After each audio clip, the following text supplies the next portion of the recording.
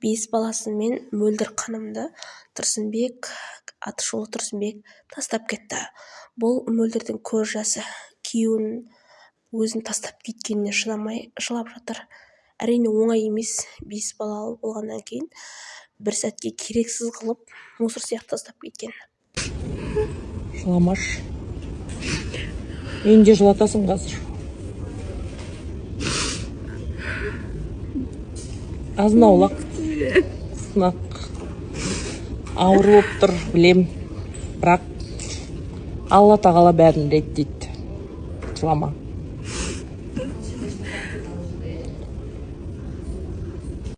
Sen benim suyuktum öldürümsen. Sen benim suyuktum öldürümsen.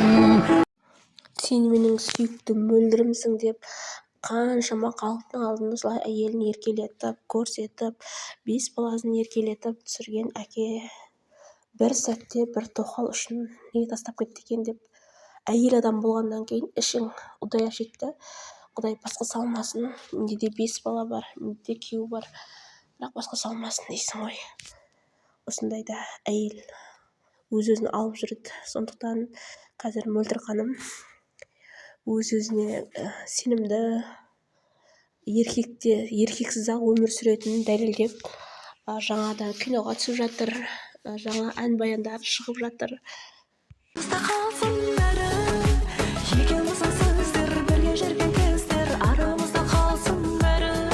Осылай өзін ешқашанда көңіл күйін түсірмей, достарымен қалжыңдасып ойнап, өзінің қыздарымен трендте жүріп, өзін ең мықты әйел ретінде көрсетіп жатыр. Барлық қазақ әйелдері осындай болса екен деймін. Күйеуіне тоқал алып бергенін өзі сұхбаттарында айтып жатыр. Жібердім дейді.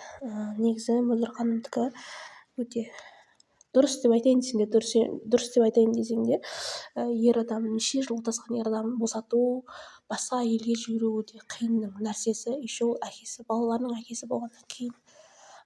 Мен Тұрсынбектен бұлай күтпедім. Халық күтпеді.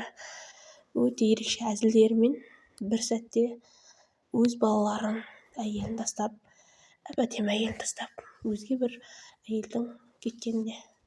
Бая қазақтар шыдаған ғой, әйелі мың жерден жаман болса да, жақсы болса да, неге сөйтіп шыдамаған екен деп пікірімді білдіріп жатырмын. Не деген сұлулық деймін да мынау. Сен сестраң ғой. Бере салған ғой сұлулықтың бәрін. Конечно, мен сестрам ғой. Жаным, құтты болсын. Әмин, рахмет. Әніңіз де құтты болсын, хит болып жатсыз, кино да құтты болсын. Рахмет. Сестралар қолдайық деп киноға түсіріп жатырмыз, иә. Рахмет үлкен. Қуаныштымын.